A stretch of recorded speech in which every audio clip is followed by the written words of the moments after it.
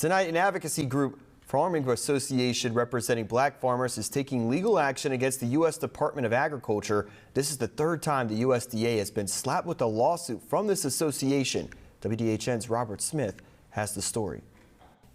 The Black Farmers and Agriculturalists Association, representing 20,000 members, filed a federal lawsuit against the U.S. Department of Agriculture for the process they are using to compensate $50,000 to farmers under the 2022 Inflation Reduction Act. President Thomas Burrell claimed the 40-page application process is confusing and discriminating against tens of thousands of African Americans eligible for federal relief and their right to inherit property from their loved ones who have died. He says it has been a right in the African American community since the Civil Rights Act of 1866. And USDA should not be allowed to dismantle or at least deprive citizens of this country of a fundamental right to inherit.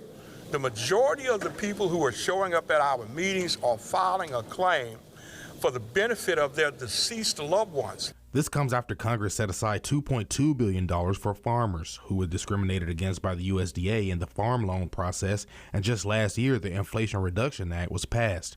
The act recognizes the USDA discriminatory practices and the disadvantages discrimination is placed on black farmers over 100 years ago, but the money doesn't cover those who are left behind. Burrell says while he agrees with the concept, however, the new current system is still unfair for future generations. Those of us who acquired that land and who are descendants who are now deceased, their children should be allowed to enjoy the benefit of that property.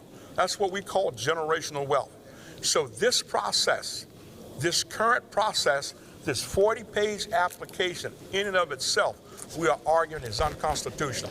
The association met with about 100 farmers from the Dothan community to share valuable information about how they can cash in on the money set aside, and got them to sign questionnaires that will be entered into the courts to show the federal judge they have members who believe they should be entitled to their loved ones' benefits. Whether you agree with the lawsuit or not, whether you agree with whether these individuals should be compensated or not, no person in this country, no citizen, white, black, brown, or otherwise, should agree that you will not compensate an heir or a child for wrong that was perpetrated against a parent or a grandparent. Reporting in Dothan, Robert Smith, WDHN News for the Wiregrass.